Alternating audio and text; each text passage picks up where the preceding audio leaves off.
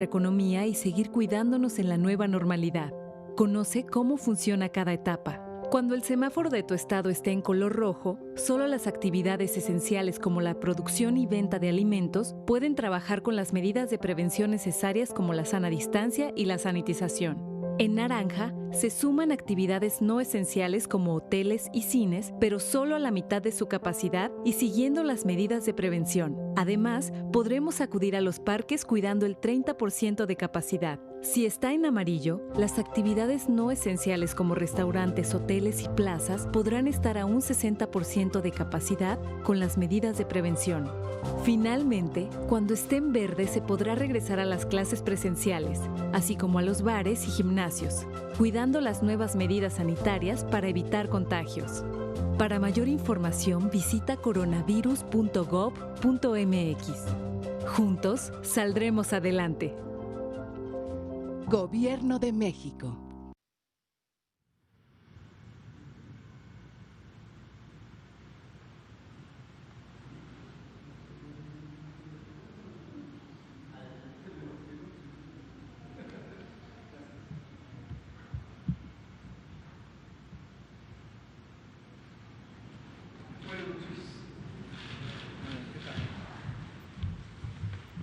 Muy buenas.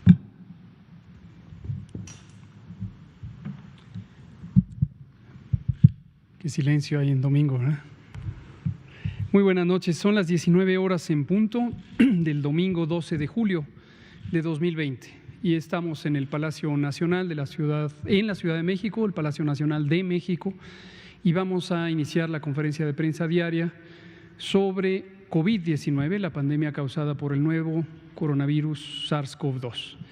Hoy vamos a tener el informe técnico y, como ya iniciamos a lo largo de esta semana, vamos a presentar 3 estados más, la situación en 3 estados.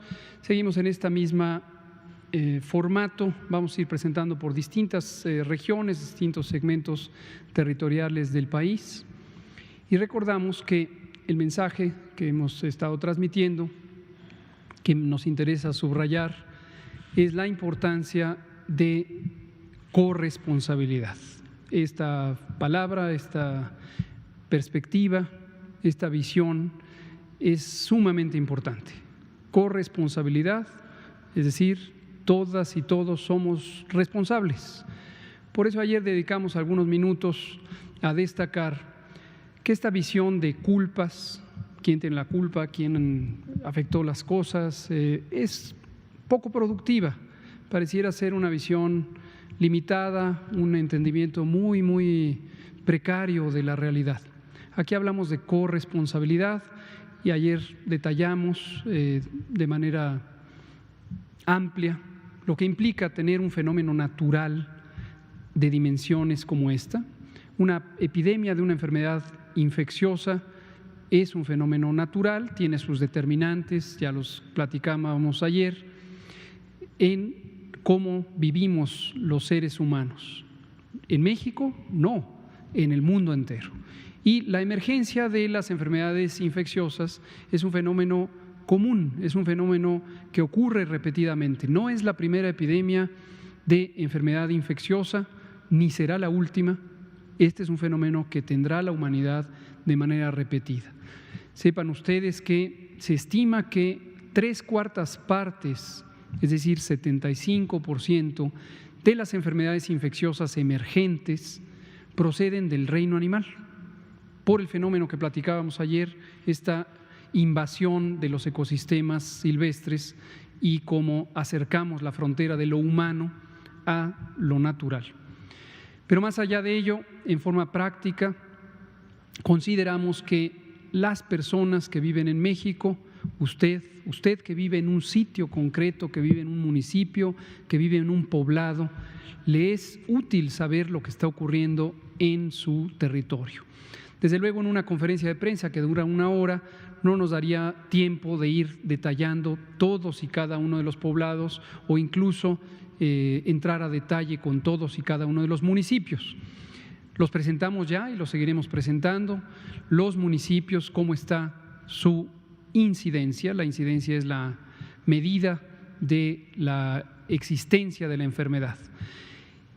Y las actitudes, los comportamientos que nos ayudan a disminuir el riesgo de esta epidemia para cada uno de nosotros, para nuestros familiares, para nuestros conocidos y también para las personas desconocidas que nos rodean, para todas y todos, tienen que ver con cambios de prácticas. Y hay unos muy sencillos que los repetiremos una y otra y otra y otra vez hasta que nos sean familiares a todas y todos. Un elemento importantísimo es la sana distancia. Le llamamos así la sana distancia desde marzo, cuando entramos con este proceso de la mitigación comunitaria, de la reducción de riesgos, porque con tan solo estar a 2 metros de distancia de las demás personas, reducimos importantemente la probabilidad de ser contagiados, si es que nosotros no tenemos la enfermedad, o de contagiar a otros, si es que vivimos temporalmente con el virus causante de COVID. 2 metros. Pensemos en una esfera, pensemos que vivimos en una esfera. Y mantengámonos, estamos platicando, estamos conviviendo con otras personas, pero mantengámonos a esa sana distancia. También el lavado continuo de manos es muy importante. Continuo quiere decir 2, 3, 5, 7, 10, 15 veces, tanto como sea posible, donde haya agua y jabón, usémosla. No perdamos oportunidad de lavar nuestras manos durante 20 o 30 segundos, siguiendo cierto orden para estar seguros que quitamos la película de grasa que se va generando en lo que tradicionalmente le llamamos la mugre, y que es una serie de sustancias de polvo o grasa que proceden de nuestra propia piel, pero también de lo que vamos tocando. Y ahí se puede alojar el virus y puede ser un mecanismo de transmisión de una persona a la otra, porque si damos la mano, le transmitimos el virus, físicamente se queda en la superficie de la mano. ¿Y cómo llega a nosotros? Cuando nos tocamos ojos, nariz o boca. También el proteger el estornudo, esto es una medida que si la incorporamos todas y todos, nos ayuda también a no transmitir, a no contagiar. Proteger el estornudo quiere decir ya no usar las manos, como mucha gente todavía lo usa sin usar el brazo. ¿Por qué el brazo? Porque la mano es el elemento de contacto con otras personas, hay que evitar también de momento dar la mano, pero proteger el estornudo. Insisto, evitar dar la mano, evitar saludar de besos, abrazos, por el momento no, por el momento mantengámonos así, nada más así, hacemos gestos que nos permitan expresar nuestra simpatía, nuestro cariño, nuestra solidaridad a otras personas, pero no tengamos un contacto físico en este momento unos con otros. Y por supuesto, si presentamos síntomas, cualquier síntoma que pudiera ser sugerente de que tenemos una infección respiratoria, sepamos o no que se trata de COVID-19, mantengámonos en casa, con mayor razón mantengámonos en casa. Además de la recomendación general de no salir cuando no sea indispensable. Los síntomas de COVID-19, recordémoslo siempre, fiebre, tos, dolor de cabeza, dolor de garganta, son los más comunes. Puede haber otros, dolor de cuerpo, dolor de articulaciones, fatiga, diarrea incluso, pérdida del olfato, pérdida del gusto, que es temporal, eso se recupera. Y si presentamos uno o más de estos síntomas, tengamos la precaución, asumamos que tenemos la enfermedad, asumamos y no pensemos que solo hasta que nos hagan una prueba de laboratorio es relevante la medida de protección. En el momento en que tengamos eso, asumamos que tenemos COVID y mantengámonos aislados de otras personas. En distintas partes del país existen los mecanismos de comunicación con el Sistema Nacional de Salud que nos permiten tener una evaluación, quizás sin necesidad de ir a las unidades médicas. Pero si usted es una persona que tiene 60 o más años de edad, o tiene diabetes, o tiene sobrepeso o bien obesidad, o tiene hipertensión, vive con hipertensión, o tiene alguna enfermedad maligna, cáncer, o utiliza medicamentos que disminuyen el sistema de defensas, el sistema inmune de su organismo, no se espere. Por favor, no se espere. Por favor, no se espere. Si usted tiene fiebre, tos, dolor de garganta, dolor de cabeza, piense que tiene COVID, pero por su edad, por sus enfermedades crónicas, tiene un riesgo importante, un riesgo alto de que se complique. Y cuando decimos no se espere es acuda a atención médica.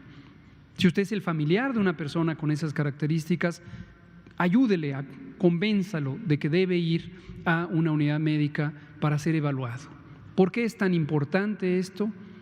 Porque COVID-19 es una enfermedad que en su gran mayoría, en 8 de cada 10 personas enfermas, se va a resolver espontáneamente, no se necesita medicina alguna, se va a resolver. Pero en 2 de cada 10, que son precisamente las personas de 60 o más años de edad o que tienen estas enfermedades crónicas, se puede complicar, y complicarse puede llevar a una enfermedad muy grave e incluso mortal. Por eso es importante que no se espere, porque en el primer día de enfermedad usted no va a tener la percepción, la sensación de que tiene una enfermedad grave. Va a pensar que es un catarro, quizá en el segundo día, quizá también en el tercero, pero alrededor del tercero, cuarto o quinto día es posible que el daño que COVID-19 le haya causado a los pulmones ya no le dé tiempo de recuperarse. Por eso es importante. Las unidades médicas están disponibles para detectar tempranamente complicaciones y para dar los cuidados médicos que son necesarios, particularmente la oxigenación no invasiva, la hidratación y desde luego la propia evaluación médica. Ese es el mensaje que queremos transmitir en general, lo seguiremos transmitiendo. Por favor, difúndalo, por favor, difúndalo. Si usted lo tiene claro, recorra a sus amistades, cuénteles esta experiencia, cuénteles esta visión. Esta es la información que en el mundo entero se conoce con una base científica y es la información que nos puede ayudar a salvar vidas. Difúndalo por favor, a 5 o a 10 amistades, en redes sociales, difúndalo. Ese es el mensaje que nos puede ayudar. Vamos a empezar con el informe técnico. Me voy a poner de pie y poner en silencio esto. Y vamos a ver la información sobre la situación en nuestro país y la situación en 3 estados de la República. Esta ya la vamos a empezar a quitar, nos sirve solamente para tener un recordatorio del tiempo transcurrido desde que empezó la epidemia. La epidemia empezó el 28 de febrero y desde el 13 de marzo, que está aquí, fue un viernes, decidimos que iniciábamos la actividad de mitigación. Cerramos las escuelas a partir del 23 de marzo e inició la Jornada Nacional de Sana Distancia. ¿Por qué no aquí mismo? Porque esta fue la semana de preparación para que pudiera ser en una forma ordenada. Con la Jornada Nacional de Sana Distancia inició este proceso en donde hemos estado fuera del espacio público para mantenernos a sana distancia de manera masiva. Más de 80 millones de personas fuera del espacio público, lo que ha permitido reducir la cantidad de contagios que ocurren por día. Y eso nos ha permitido que no se saturen los hospitales. Y simultáneamente, que lo planeamos desde febrero, lo empezamos a ejecutar en marzo, empezamos a expandir la capacidad de los hospitales, primero en el número de camas que se destinaban a personas con infección respiratoria aguda grave, que es el síndrome clínico característico de COVID-19 grave, y desde abril empezamos a ampliar el número de hospitales. Empezamos con 645 hospitales COVID, hoy tenemos más de 910 hospitales designados y lo seguiremos ampliando conforme sea necesario. No todos son hospitales permanentes, desde luego no se puede construir tan rápido hospitales, en algunos casos han sido unidades temporales o se ha habilitado recintos que se dedican a otro tipo de actividades.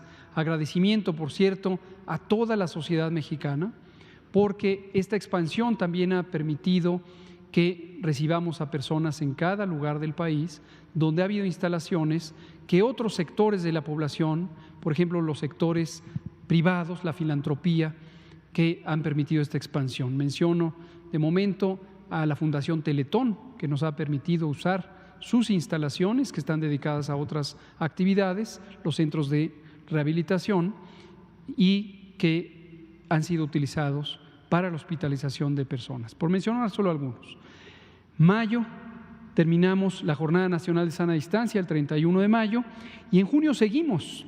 Recordar que cuando dijimos termina la jornada nacional, no implica en modo alguno que cambie el esquema de prevención, el esquema de mitigación.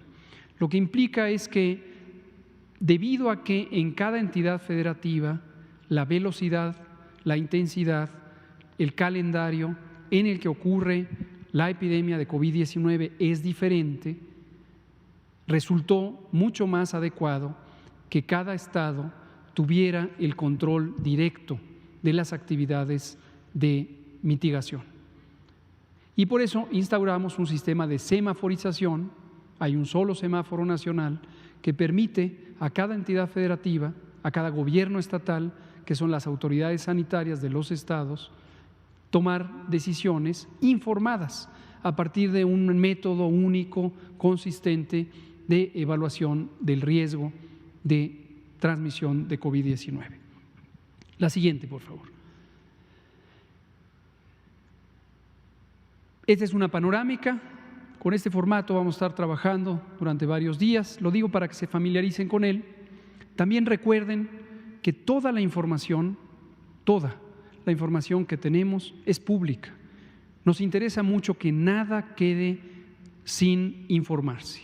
Aquí hemos cambiado en varias ocasiones el formato de comunicación de acuerdo a las prioridades, de acuerdo a lo que nos pide la sociedad, de acuerdo a lo que la sociedad ha considerado más útil, y lo hemos ido cambiando, lo hemos ido adaptando. Pero en todo momento, cuando dejamos de presentar aquí algún dato o alguna gráfica o algún mapa, lo pasamos a el informe técnico que se publica todos los días en tiempo real en el sitio de internet coronavirus.gov.mx. Y además ahí encontrarán el acceso a medios de divulgación que son muy útiles porque pueden visualizar en mapas, en tablas, en gráficas la situación de coronavirus, de la epidemia COVID-19 en distintos lugares del país, en todos los lugares del país, y la síntesis de los datos, y clasificarlo por edad, por género, por otras características.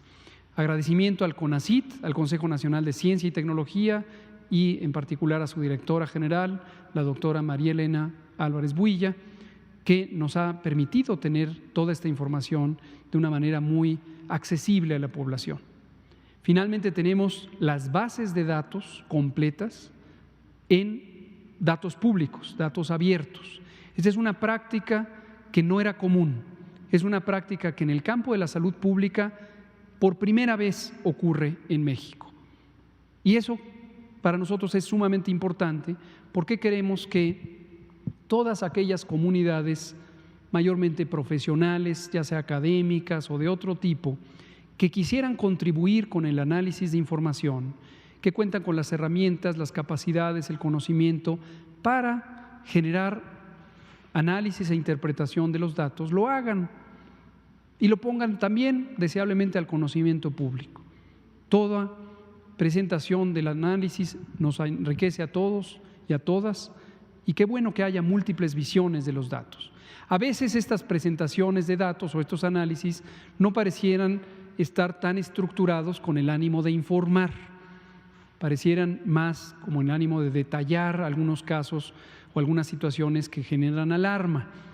Y esto lo que ha resultado a veces es en confusión, pero no pasa nada, se aclara, a veces hay imprecisiones en cómo se interpreta los datos, pero aquí es el foro donde pueden preguntar, ha ocurrido en varias ocasiones, y se aclara cómo deben interpretarse los datos.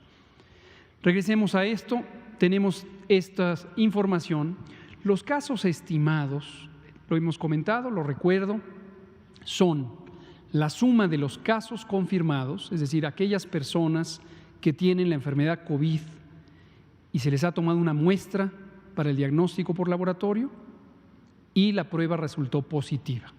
Esa es una parte.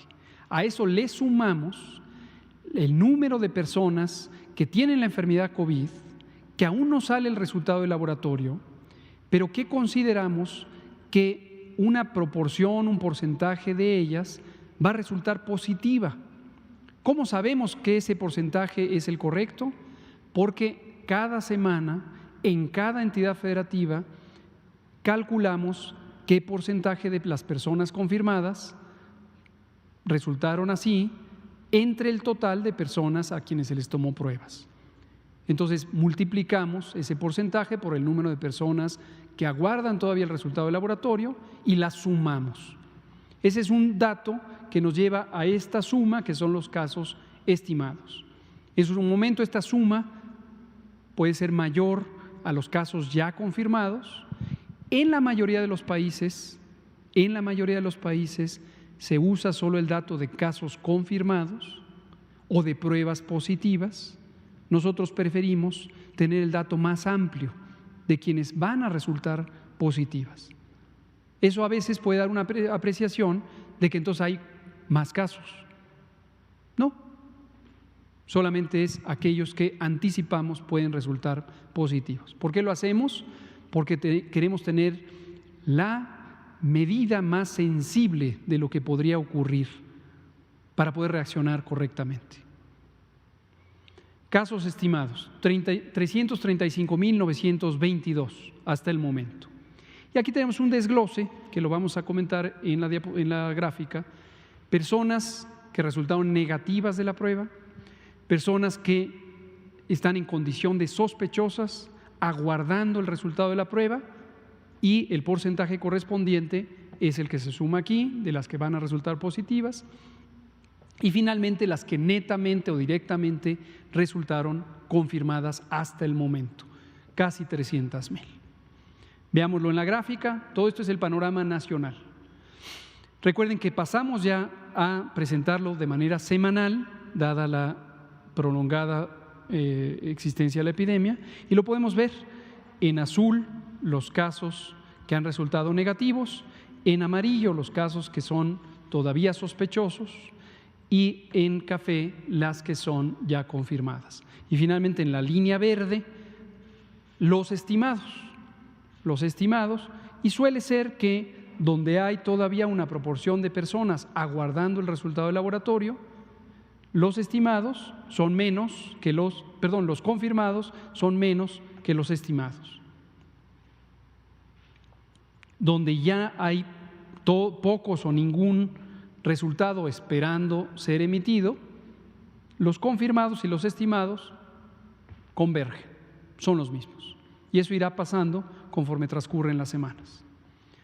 Vamos a pasar a la siguiente diapositiva.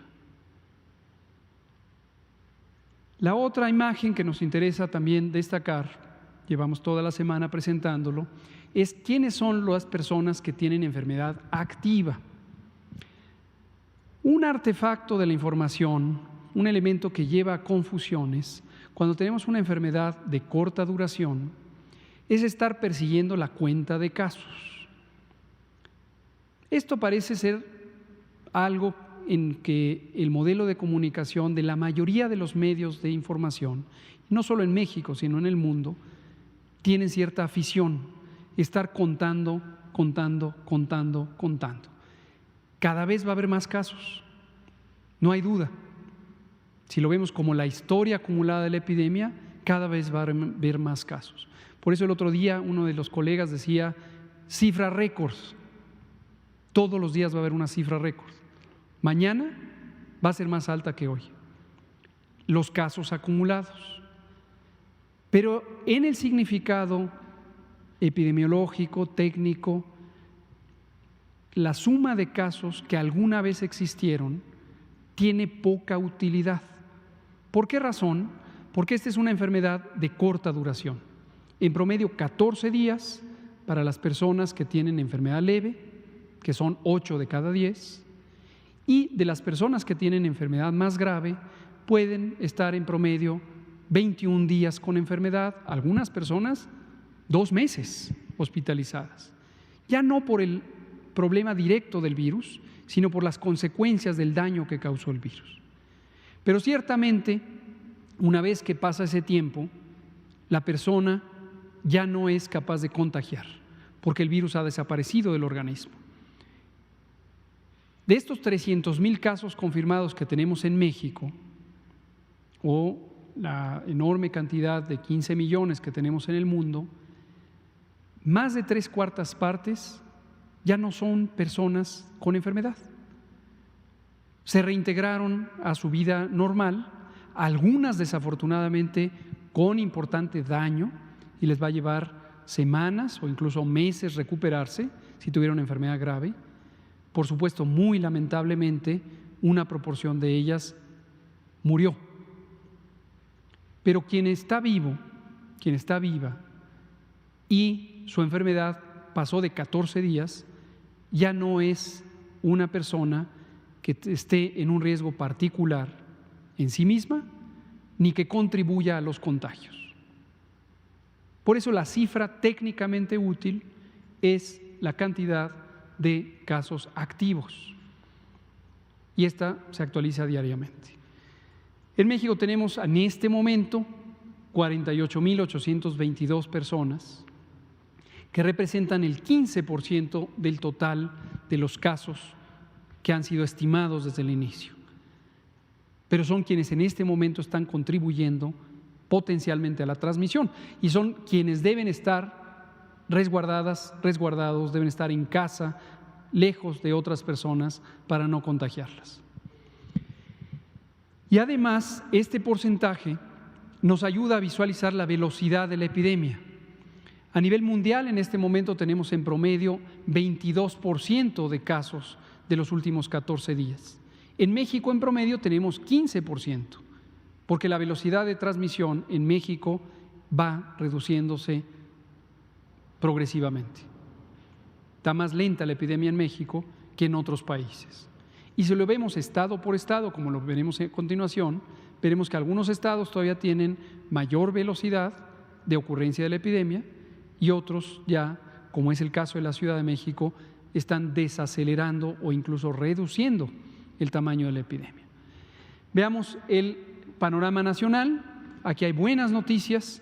Hoy domingo está empezando la semana 29. La semana epidemiológica 29, las semanas epidemiológicas empiezan los domingos. Es una convención general. Por lo tanto, agregamos con respecto a lo que hemos venido informando en la semana 27. ¿Por qué quitamos 2 semanas? Porque ese es el periodo en donde los datos no están todos actualizados, y en todo el mundo, para prácticamente cualquier fenómeno de interés epidémico, las últimas 2 semanas siempre muestran una reducción y pueden dar una falsa impresión de que se está terminando el problema de salud. Sin embargo, más allá de 2 semanas, ya tenemos una noticia positiva, y está aquí, vean ustedes, es este crecimiento mucho más lento, creo que es notorio, no hace falta explicarlo, notorio enlentecimiento de la epidemia. Tuvimos apenas entre la semana 26 y la semana 27 un incremento de 1% en el número de casos estimados. Los casos recuperados se van aumentando en la medida en que están 14 días después, en promedio, la gran mayoría, detrás de la ocurrencia de los casos, y la mortalidad o las muertes van reduciéndose para la última semana. La cifra que se muestra ahí es para la última semana, en 45%. La siguiente, por favor. Vamos más a prisa. Estas otras 2 gráficas nos ayudan, las hemos estado presentando también toda la semana, las actualizamos con el dato de la semana más reciente. Estas sí son por día. Cada uno de los puntos representa un día de ocurrencia de la enfermedad. Aquí lo que estamos viendo es casos estimados. Todo esto está trabajado sobre casos estimados, por eso lo expliqué qué significa. Y en la línea azul vemos la tendencia. Y aquí la tendencia lo que nos muestra es el porcentaje de cambio de un día para otro. Y aquí lo que vamos viendo es que cada vez es más lento, y aquí concretamente en estos últimos 2 días, entre el 6 y 7 de julio, tuvimos 1.3%. También quitamos la semana más reciente por la razón ya explicada. La siguiente. Y en la mortalidad, lo mismo. En este momento tenemos 1.4% respecto a un 30% de aumento en el número de casos. Y aquí retomo algo que también parece haber costado trabajo explicar. Algunas personas dicen, ¿cómo es posible que nos hablen de una epidemia más lenta si cada vez hay más casos? Claro, la epidemia sigue activa y la epidemia sigue en crecimiento, pero la velocidad a que va en crecimiento es cada vez más lenta. Pensé en una analogía: si uno va en un transporte, en un auto, y se va acercando a una población, y uno va a cierta velocidad, 60 kilómetros por hora, es la trayectoria, la velocidad a la que uno se está acercando a la población.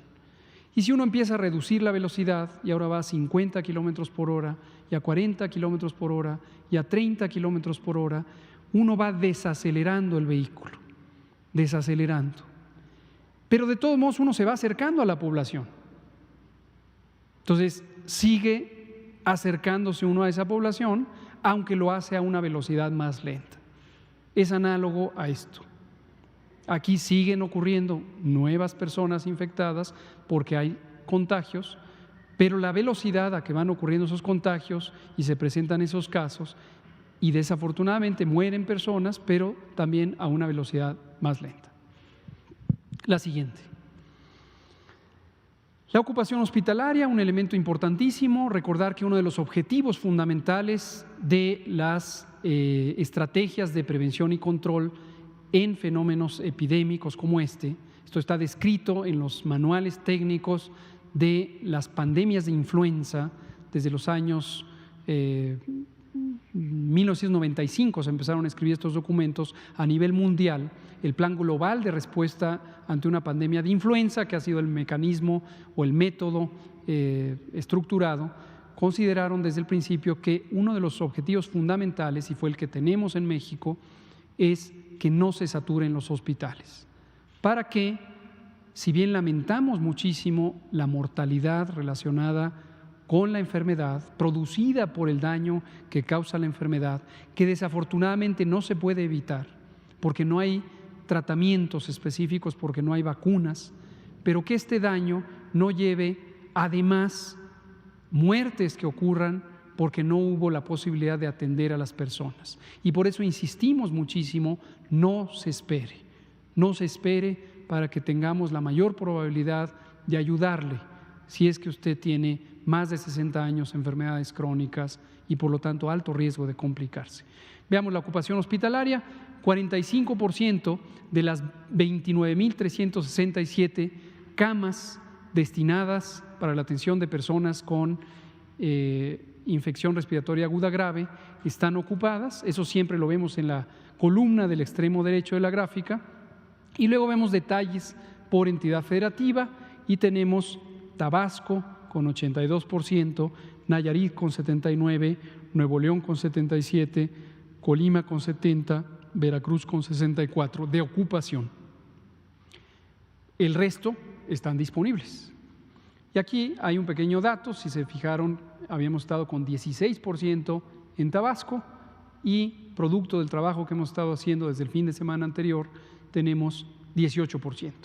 Pequeño incremento, pero que nos permite aliviar la capacidad hospitalaria en Tabasco. El trabajo sigue y la meta es lograr expandir esto, que esté por encima del 30% de disponibilidad, que es la zona segura para el sistema de salud local, en el caso de Tabasco. Y un trabajo análogo estamos haciendo de apoyo a las entidades federativas, todas apoyamos a todas las entidades federativas, porque tenemos un comando del gobierno de México en el que participan múltiples instituciones de salud y fuera del sistema de salud, y hacemos sinergia con el buen trabajo que hacen las entidades federativas. La siguiente: en camas destinadas a personas críticamente enfermas, que les llamamos camas con ventilador. Recordar que no es solo tener el ventilador mecánico, es tener el personal especializado, los protocolos, los monitores, los insumos, y todo eso es lo que nos permite decir que hay una cama con ventilador. 39% de las 9.327 que han sido destinadas están en este momento ocupadas, y si lo vemos por entidad federativa, Tabasco, Baja California, Nuevo León, Estado de México, Puebla, Sinaloa, Ciudad de México con 50% de ocupación, son las que han estado más ocupadas. Mismo proceso de expansión según se va necesitando. La siguiente, por favor. Vamos a ver ahora la panorámica de 3 entidades federativas y vamos a comentar lo que implica y cuáles son las precauciones que podríamos tener en estos casos. Hoy nos vamos a la región noroeste del país, incluyendo Baja California Sur. Ya presentamos Baja California anteriormente, ahora es Baja California Sur. Sus casos estimados, mismo método, mismo concepto, 2.600, y son negativos 4.099, sospechosos en este momento 438 y confirmados 2.415. La diapositiva tiene el mismo sentido. Destacamos algunos elementos. En la semana 13-14 tuvimos un repunte inicial o un pico inicial de la epidemia, tuvo un descenso, lo cual fue positivo, luego una transmisión muy lenta, y desde la semana 20 ha tenido un incremento progresivo. Este incremento es parte de lo que estaba contemplado, de lo que las predicciones o proyecciones matemáticas nos habían dicho que ocurriría, es simplemente que está en la fase epidémica por la que ya han pasado otras entidades federativas. Y aquí el llamado es a las personas en Baja California Sur mantener atención a las medidas de precaución. Baja California Sur es un estado turístico, una proporción importantísima de la economía de Baja California depende del turismo, y recordar que tuvimos desde hace más de 6 semanas, establecimos protocolos de seguridad turística, y los protocolos nos han permitido que las empresas turísticas en todos los tipos de servicio puedan adaptar esos protocolos para sus hoteles, restaurantes, servicios de transporte, etcétera, etcétera. La siguiente. Tenemos 760, que representa 29%, contrástese con el 15% del promedio nacional. Entonces, Baja California definitivamente es una entidad que en este momento tiene un ascenso, Baja California Sur tiene en este momento una fase de ascenso de la epidemia, ¿no? Este porcentaje de reducción de la mortalidad, recuerden, bueno, en todos los casos, el número aquí es solo respecto a la última semana, que es representada entre el 26 y la 27, y esto siempre, cuando es un descenso tan grande, hay que estar expectantes porque podría ser un retraso en el procesamiento de la información. En general, en Baja California Sur tenemos un ejemplo de constancia. Mi reconocimiento y respeto al gobernador Carlos Mendoza Davis, que ha estado siempre muy atento, no solo como gobernador del estado de Baja California Sur, sino como presidente de la CONAGO, a el proceso de entendimiento entre los gobiernos estatales y la federación, y la instrumentación de ciertos protocolos técnicos que son de vital importancia, en particular el de la industria turística. La siguiente. Veámoslo por municipios. Este estado tiene 5 municipios y en este momento el estado de Loreto muestra que en la semana 25 tuvo este incremento, los otros también han estado incrementando, y La Paz, que es la capital del estado, tiene en este momento el incremento más grande. Veámoslo en la diapositiva siguiente en una forma de gráfica de espaguetis, y lo que vemos es Loreto con este crecimiento grande entre la semana 23 a 25, y luego descenso de 26 a 27, y en rojo está La Paz, que había mantenido baja transmisión y en este momento está en ascenso. Entonces, atentos con esa situación. Éxito en lograr reducciones de la movilidad. Por eso dije que reconozco el excelente trabajo que ha hecho el gobernador de Baja California Sur, Carlos Mendoza, y ojo que en las semanas 26-27 y probablemente en estas más recientes se pudiera estar yendo demasiado rápido a la movilidad en el espacio público. Entonces, cuidado, ahí hay que hacer un pequeño ajuste que podría llevar a recuperar el buen control que se ha tenido. La siguiente.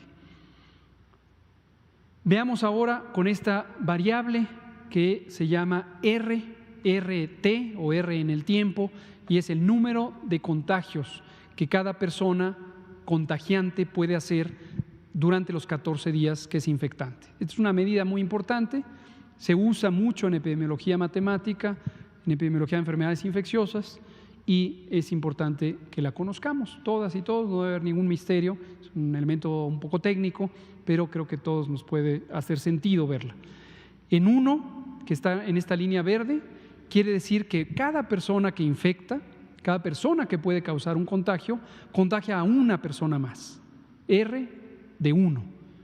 Si yo contagio a alguien más, cuando yo me recupere, queda una persona, que a su vez puede contagiar a otra más. Si esa persona tiene una R de 1, va a contagiar a otra. R es el promedio de lo que ocurre en la población. Si cada quien que contagia a otra persona, entonces se mantiene la epidemia, constante, constante, constante. Si cada persona contagia a más de una, la epidemia crece. Si cada persona que contagia no alcanza a contagiar en promedio ni siquiera una, ¿cómo se logra eso? Algunos contagian a 2, algunos contagian a 1, pero muchos contagian a ninguno. Y entonces es menos de 1 y la epidemia baja, baja, baja, baja hasta que se puede llegar a controlar. Durante esto, que es del 28 de mayo hasta el 26 de junio, en el estado de Baja California Sur, en promedio se mantuvo más de un contagio y menos de 2 contagios por persona durante su fase contagiante. Con estas variaciones, pero en este periodo, que es desde el 19 de junio hasta el 26 de junio, ya con una reducción importante, por eso hacemos el llamado a simplemente mantener ese buen control. Sin embargo, en La Paz, y por eso hicimos el énfasis municipal, en La Paz tuvimos una transmisión mucho mayor, llegamos a tener más de 2 contagios y en este momento, aunque bajó, pudiera estar repuntando. Ojo, La Paz, mantener el control. La siguiente, por favor. Pasemos a otra entidad federativa, Nayarit. En Nayarit tenemos 2.484 casos estimados, los números que se ven ahí de los negativos, sospechosos y confirmados, y lo que vemos es esta trayectoria también ascendente. No es algo que sorprenda, es parte del brote inicial que estaba esperándose ocurriera en Nayarit. La siguiente. Lo que podemos ver es que en este momento la epidemia crece para la última semana a 7%, estuvo creciendo a velocidades más grandes y tenemos 22% de los casos son casos recientes. La siguiente. Veámoslo ahora por su larga lista de municipios donde hay que poner énfasis, y aquí usted vea dónde vive para las personas nayaritas. Tenemos el municipio de Jalisco, escrito con X, que es el que está teniendo las mayores transmisiones. Aquí están estas. Recordad que los números que están aquí, para quien se fija en los números, que lo haga sabiendo que es el número de personas con enfermedad divididas entre la población, es la incidencia por 100,000 personas. 90 por 100,000 personas aquí tuvieron en este municipio de Jalisco o Xalisco. La siguiente. Y aquí lo vemos en la gráfica de espaguetis. Vamos a poner énfasis en algunas, no caben todas, sería desde luego una muy confusa sopa de espaguetis. Así se llama técnicamente, es gráfico de espaguetis o gráfico de líneas. Y vemos Tepic, que va en claro ascenso, la capital del estado. Generalmente las capitales son las zonas más pobladas que pueden tener esto. Santiago Ixcuintla y Xalisco. Bahía Banderas también, ojo, importante zona turística, va en ascenso a pesar de que en las 4 semanas ha estado en descenso. Que no vaya a repuntar es importante, protocolos de seguridad sanitaria en el turismo. La siguiente. Veamos sus RTs, sus contagios promedio, estuvieron entre 1 y 2, como en la mayoría de los casos, más pegados al 1 que al 2, creemos que es un buen comportamiento. En Tepic, ojo, en las semanas más recientes repuntó hay que apretar un poquito más las medidas de seguridad sanitaria. La siguiente, Sinaloa. En Sinaloa tenemos 11.167 casos. Aquí están sus respectivos negativos sospechosos confirmados y lo relevante para entender el fenómeno es la gráfica, la tendencia. Y veamos cómo subió y desde la semana 23 empezó a bajar. Buena noticia. Así como lo tuvimos en la Ciudad de México, en Sinaloa ya hay un descenso progresivo de la epidemia. Pero no confiarse porque al menos en la semana más reciente ya no sigue bajando, hay que estar expectantes y hay que lograr que esto siga bajando. Riesgo de repunte, como le hemos dicho, cuando empieza el desconfinamiento puede haber un riesgo de repunte. Reconocimiento al gobernador Quirino Ordaz y a su secretario de Salud, el doctor Efrén Torres, que han estado también muy cuidadosos de que esto se haga en forma ordenada y que tenga esos resultados. La siguiente. Vemos aquí el detalle, nuevamente vemos, subió, bajó, claramente bajó y tenemos ahorita esa especie de estancamiento, pero durante una semana, 26 a la 27, ahorita estamos en la semana 29, solo cuidar que siga bajando, no bajar la guardia en eso. Solo 9% de los casos estimados son recientes. Esto es un indicador también muy importante de éxito en el control epidémico. Vámonos a la siguiente. Y aquí vemos también por sus múltiples municipios cuáles son de mayor atención: Guasave, Salvador Alvarado, Escuinapa, Badiraguato, etcétera. La siguiente, veámoslo en el gráfico de espaguetis. Ahí Guasave subió, pero ya bajó. Mazatlán subió, es la amarilla, la naranja, subió, bajó. Ahome subió, bajó. Todos casi tienen esta tendencia de que subieron y desde la semana 23 empezaron a bajar. Entonces, consolidar ese éxito y usted que vive en cualquiera de estos municipios, usted que vive en Sinaloa, contribuya en ese sentido. Regresamos al concepto de corresponsabilidad. No espere a que se lo diga el gobierno municipal o estatal o federal. Usted es parte de la solución, usted contribuya, corra la voz de cómo nos podemos mantener con estas medidas de precaución. La siguiente. Terminemos con Sinaloa y sus RTs. Vean ustedes cómo todo esto tiene coherencia, donde vemos que disminuyen los contagios, que es esto, número promedio de contagios por cada persona infectante, también posteriormente disminuye la epidemia. Aquí lo vemos, el conjunto de Sinaloa, desde el 16 de hecho, de junio, descenso, y ya están por debajo de 1. Por lo tanto, resulta en una reducción de la epidemia. En Mazatlán lo lograron desde varios días atrás, esto es el 10 de junio, se mantuvieron muy cercanos o debajo de 1 y han logrado éxito. Y en Culiacán, la capital, lo mismo, hubo un periodo de dificultades porque estuvo por arriba de 1, más o menos en 1.3, pero ya tienen desde el 20 de junio constantemente por debajo. Creo que esta es la última, todavía hay una más, por favor. La animación. Veamos la animación de la región, sigan las semanas, aquí están, 19, 20, 21, 22, 23, 26, 27 y empezamos. 10, 12, 13, 14, 15, 16, 17, 18, 19, 20, 21, 22, 23, 24, 25, 26, 27. ¿Por qué nos interesa mostrar esto? Para que también nos familiaricemos con cómo es el patrón de dispersión. Si solo nos enfocáramos a los datos de casos acumulados, perdemos esta noción de cómo esto va cambiando en el tiempo.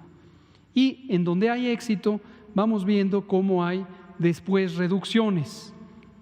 Fíjense ustedes en Sinaloa y vean cómo ocurre en todos los lugares, pero en Sinaloa, ahí empieza, 10. Vamos a enfocarnos en algunos de los municipios, que por ejemplo, no sé cuál es, pero sube, baja, sube mucho, luego baja su intensidad epidémica. Entonces esto va variando y esto depende. ¿Por qué lo decimos? Porque puede bajar. No es algo que sube y sube y sube y nunca se va a acabar. Y aquí vemos un ejemplo muy claro en Sinaloa de éxito, como también se ha tenido en la Ciudad de México y como también se va a ir presentando en el resto del país. Muchas gracias. Vamos a pasar a preguntas y respuestas. Vamos a empezar con usted. Nos seguimos con Juan, Fernanda, Arturo. Ya vamos distribuyendo. Gracias, doctor. No se escucha. Muy buenas noches. Paola Betancourt, de Multimedios Televisión. El día de hoy, en su mensaje, el presidente Andrés Manuel López Obrador señaló que además del COVID está la pandemia del alarmismo por parte de lo que él llama la prensa conservadora, y también que se ha emprendido una campaña en su contra y que pues lo atacan permanentemente a usted. En torno a esta declaración del presidente, yo quisiera preguntarle si el periodismo crítico es considerado como un opositor de esta administración, y también cuando se habla de orquestar una campaña en su contra, ¿a quién señalaría y si en efecto usted se ha sentido atacado? Gracias por la pregunta. La crítica es bienvenida. Este gobierno, lo ha dicho el presidente de la República, si no diariamente, casi diariamente, en las conferencias matutinas. Ha dicho que es importante la pluralidad, ha dicho que es importante, obviamente, la libertad de prensa, la libertad de expresión que existe en México, garantizada desde hace muchos años por la Constitución, pero posiblemente como nunca convertida en una realidad en esta administración. Es algo que nos gusta dejar en claro que es muy positivo. El presidente, como titular del Poder Ejecutivo, y los y las funcionarias que le acompañamos en nuestras distintas responsabilidades, nos sentimos muy orgullosos de esa visión, una visión de apertura, de libertad, de pluralidad. Como lo dije hace unos minutos, en la esfera técnica, que es la que a mí me corresponde en el campo de la salud, nos sentimos muy satisfechos de poner toda la información, los datos públicos abiertos. Nunca, esto se puede documentar, nunca en la salud pública en México se habían puesto a disposición las bases de datos completas, obviamente sin identificadores personales, para que las explote quien quiera, en México o en el mundo. Y ha ocurrido en el tema de la pandemia de COVID que alguien hace un análisis o no lo hace y critica. Bienvenida la crítica. Lo cierto es que yo mismo lo he dicho, desde luego me sumo al planteamiento que hoy hizo el señor presidente. Consideramos desafortunado que las personas involucradas en los medios de comunicación, cualquiera que éste sea, en lugar de optar ante un fenómeno que representa una amenaza mundial y desde luego para el país, en lugar de optar por la unidad, en lugar de optar por facilitarle a la población, no al gobierno, a la población, al pueblo, a usted, facilitarle elementos de información que le ayuden a tomar decisiones en favor de su salud y la de su familia y la de su comunidad y la de todo México. En lugar de eso, es muy claro que hay medios que mantienen una agenda política, una agenda de confrontación, y hacen llamados o hacen expresiones que, si uno confronta con la realidad, pues se da cuenta que es una distorsión. Este fenómeno, que en la materia de salud pública se le llama infodemia, va más allá de la salud pública, pero la Organización Mundial de la Salud hizo un planteamiento hace algunos meses, ustedes lo saben, sobre esta infodemia como una epidemia de desinformación, de distorsión, de distracción. Y pongo un ejemplo muy cercano. Llevo 72 horas hablando de corresponsabilidad. Quienes están aquí lo saben, quienes están allá lo saben, y me habrán oído decir corresponsabilidad. El viernes lo dije con mucho énfasis, porque me interesaba, nos interesa, que no perdamos la atención a la necesidad de actuar, porque el riesgo no es para mí, ni para el presidente, ni para el gobierno. el riesgo de que repunte la epidemia es para todas y todos ustedes. Y la solución depende de la contribución corresponsable. Corresponsable es la responsabilidad compartida, la responsabilidad de muchos. Y destaqué de una manera sistemática la corresponsabilidad de los municipios, la autoridad municipal, de los estados, del gobierno federal, de la población, del sector público, social y privado. Lo destaqué así. ¿Qué vimos en las primeras planas del día siguiente? Culpa a los estados, culpa a los estados.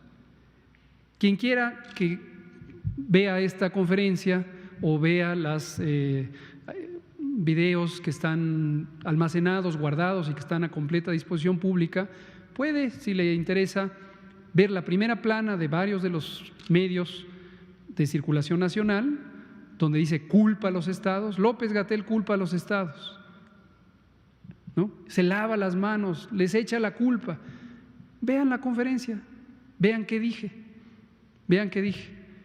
Al día siguiente, sábado, traje un mensaje, ya habiendo hecho el énfasis en el sentido de la alerta de que respondamos ya, todas y todos. Reconocí el desempeño de los 32 estados y comenté la importancia de mantener la unidad, que lo reitero, ante una situación así, ante una amenaza para un país y no se diga para el mundo, la unidad es lo que se necesita. La desunión, la confrontación artificial es un distractor que estorba, perjudica, le perjudica a usted que haya alguien que está instigando y que está metiendo confusión. ¿Qué vimos en las primeras planas de hoy que relatan lo que ocurrió ayer sábado? Recula López-Gatell. No reculo ni culpo, digo corresponsabilidad. Hoy hubo un diario de circulación nacional que me gustó mucho porque dice exactamente lo que aquí ocurrió. Si usted tiene tiempo, tiene curiosidad, agarre las primeras planas y vea lo que aquí se dijo y vea culpa y luego vea se arrepiente y vea lo que se dijo aquí y es corresponsabilidad. Entonces ese es el mensaje del señor presidente, la unidad nacional. He dicho aquí muchas veces, yo soy irrelevante, yo cumplo una función, mi función está mandatada por la ley, por lo que corresponde al sector salud, desde el derecho a la protección de la salud, que es una garantía constitucional, afortunadamente en México, desde 1984, la Ley General de Salud, la Ley Orgánica de la Administración Pública Federal, el Reglamento Interior de la Secretaría de Salud, donde en el artículo 10 se especifica cuáles son las responsabilidades de la persona titular de la Subsecretaría de Prevención y Promoción de la Salud. Yo soy irrelevante, en realidad sí se trata de este fenómeno de la infodemia, este fenómeno del ataque, de generar confusión, generar intriga, generar confrontación, no es hacia mí, es hacia todos ustedes. Muchas gracias. Juan Hernández. Gracias. Buenas noches, doctor. Sería una. ¿Asumirá usted la responsabilidad histórica que responde por la coordinación de las acciones del Gobierno de México en el manejo de la pandemia en nuestro país? Gracias, Juan, por la pregunta. Tiene que ver con lo que relatábamos aquí.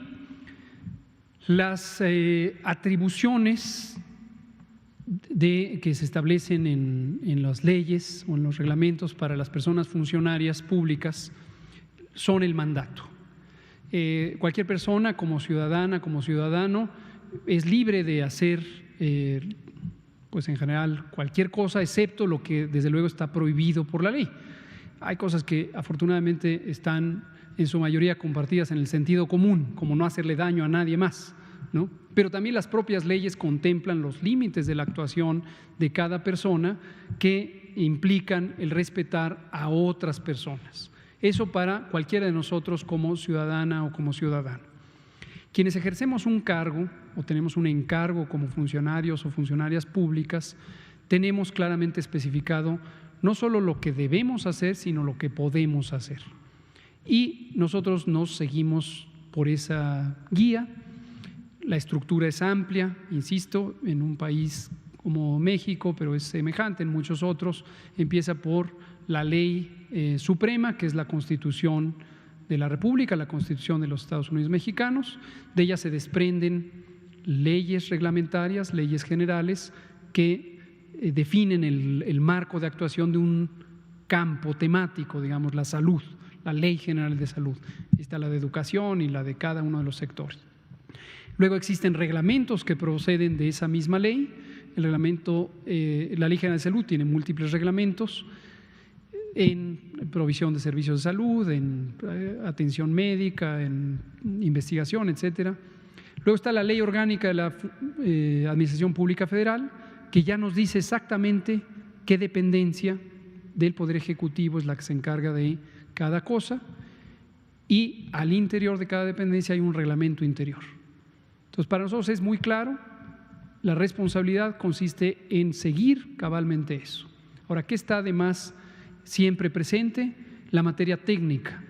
Y la materia técnica de responsabilidad de cada funcionaria y funcionario se basa en el progreso de la ciencia, el progreso de la técnica, las recomendaciones de pues las distintas comunidades científicas, la Organización Mundial de la Salud.